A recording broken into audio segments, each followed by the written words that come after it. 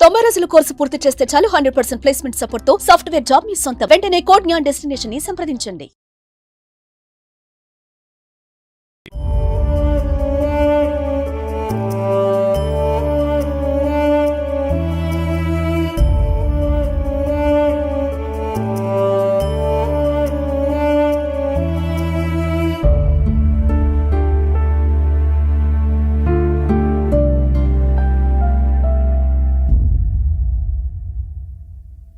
Hi నమస్తే, welcome to Suman TV.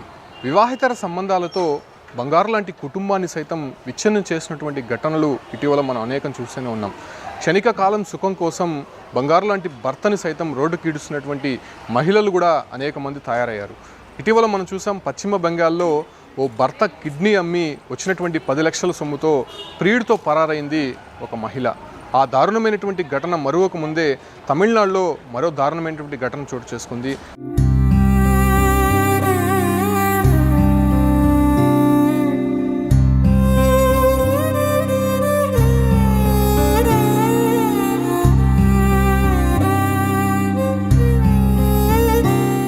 Tamil Nadu రాష్ట్రం కన్యాకుమారి జిల్లా విల్లుకూరు ఎర్నియల్ ప్రాంతానికి చెందినటువంటి బెంజిమెన్.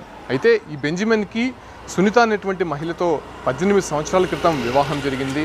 మొదట్లో వీళ్ళ వివాహ బంధం చాలా అన్యోన్యంగా కొనసాగింది. అయితే ఏదైతే బెంజిమెన్కు ఉన్నటువంటి పూర్వీకుల ఆస్తిని అమ్మి దక్షిణ మణిక్ కలువై అనేటువంటి ప్రాంతంలో భార్య సునీత పేరు మీద ఒక ఇంటిని కొనుగోలు చేశాడు బెంజిమెన్. అయితే కొనుగోలు చేసిన తర్వాత కొంత డబ్బు సంపాదించాలనే ఆలోచనతో సౌదీ అరేబియాకి వెళ్ళాడు బెంజిమెన్. అయితే అక్కడ సంపాదించినటువంటి సొమ్ముని సైతం సునీతకి పంపించేవాడు.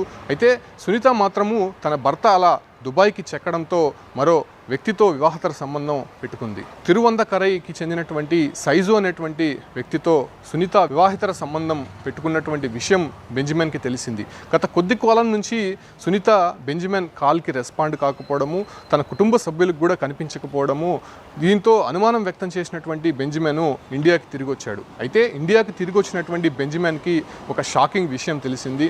దక్షిణ మాణిక్య విలైలో తన కొనుగోలు చేసినటువంటి ఇంటిని వేరే వ్యక్తులకి తన భార్య అమ్మినట్టయితే మాత్రం ఆ ఒక విషయం తెలిసింది. దీంతో ఒక్కసారిగా గుండెలు పగిలేలా ఏడ్చినటువంటి బెంజిమెన్ అసలు ఏం జరిగిందో తెలుసుకునే ప్రయత్నం చేశాడు.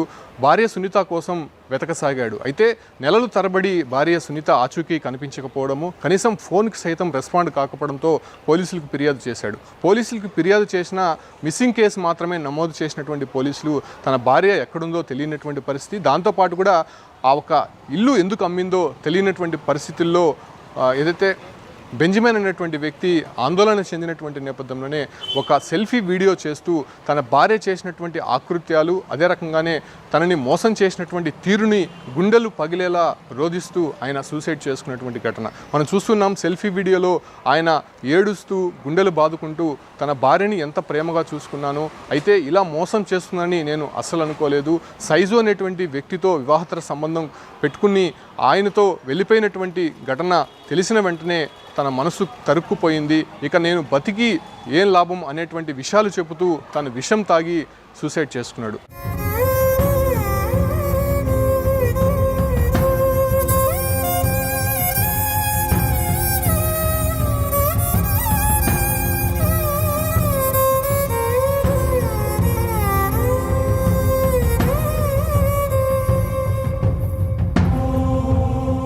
ఆయన మరణానికి సైజు అనేటువంటి వ్యక్తి, తన భార్య సునీతతో పాటు ఆమె సోదరి షీలా అనేటువంటి వీళ్ళు ముగ్గురు కారణం అని చెప్తూ కూడా ఆయన సూసైడ్ వీడియోలో చెప్తూ ఆయన సూసైడ్ చేసుకోవడం జరిగింది. ప్రస్తుతం ఈ ఒక ఘటన తమిళనాడులో సంచలనంగా మారింది.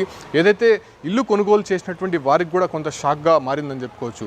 భార్య పేరు మీద ఉన్నటువంటి ఇల్లుని భర్తకి తెలియకుండానే అమ్మడము, 30 లక్షలు రాగా ఆ 30 లక్షలతో ప్రియుడు సైజుతో లేచిపోవడం, ఇలాంటి ఘటనలన్నీ కూడా చూసినటువంటి బెంజిమెన్ ఒక్కసారిగా రోధిస్తూ ఆయన సూసైడ్ చేసుకోవడం జరిగింది. ఈ ఘటన తమిళనాడు రాష్ట్రంలో చోటు చేసుకుంది కాబట్టి ఈ ఘటనలో ముగ్గురిని బాధ్యులను చేస్తూ ఆయన వీడియో అయితే రిలీజ్ చేశాడు. అయితే ఈ వీడియోతో ఒకసారిగా పోలీసులు ఇన్వెస్టిగేషన్ అయితే చేశారు. వీళ్ళు ముగ్గురిని కనిపెట్టే ప్రయత్నంలో మాత్రం ప్రస్తుతం పోలీసులు ఉన్నారని చెప్పుకోవచ్చు. అయితే వీళ్ళ ముగ్గురితో పాటు మరికొంతమంది వీళ్ళకి సహాయం చేసినట్టు, ఆ ఇల్లు అమ్మడానికి వాళ్ళు ప్రయత్నం చేసినట్టు కూడా తెలిసినటువంటి నేపథ్యంలోనే వాళ్ళని పట్టుకునే ప్రయత్నంలో కూడా తమిళనాడు పోలీసులు ఉన్నారని చెప్పుకోవచ్చు. ఈ ఘటన కన్యాకుమారిలో జరిగినటువంటి నేపథ్యంలోనే పోలీస్ బృందాలు వీళ్ళని గాలించే ప్రయత్నం అయితే చేస్తుంది. అయితే ఒక్కసారిగా భర్తకు తెలిసినటువంటి విషయాన్ని కుటుంబ సభ్యులు కావచ్చు, లేదంటే ఆయనకున్నటువంటి సన్నిహితులు కూడా ఓర్చుకోలేనటువంటి పరిస్థితి. భార్య బాగుండాలని చెప్పి, ఆమె సంతోషంగా ఉండాలని చెప్పి దుబాయ్కి వెళ్ళి ఆయన అష్టకష్టాలు పడి అక్కడ వచ్చినటువంటి సంపాదనను సైతం సునీతకి పంపించేవాడు. ఆ సొమ్ముతో కూడా జల్సాలు చేస్తున్నటువంటి ఈ మహిళ ప్రియుడితో లేచిపోవడము, అదే రకంగానే ఆమెకి ఎంతో ప్రేమగా కొనిచ్చినటువంటి ఇల్లును సైతం 30 లక్షలకి అమ్మేసి ఆయనతో వెళ్ళిపోవడంతో ఒకసారిగా భర్త కంగు తిన్నాడు.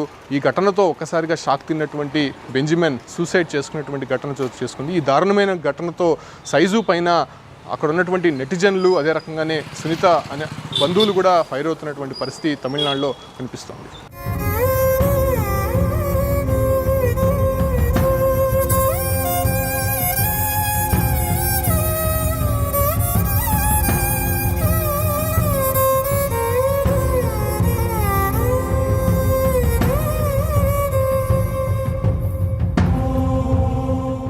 எஸ்பி ஐயா, நான் பார்த்தேன் உங்களை அந்த எர்னல் ஸ்டேஷன் நீங்க வருஷம் பார்த்து என்னோட வயசு குறைஞ்ச பார்த்தா இருந்து 47 வயசு ஐயா. கடவுளே, 19 வருஷம் நான் கொண்டது சிங்கு என்ன சொல்லு.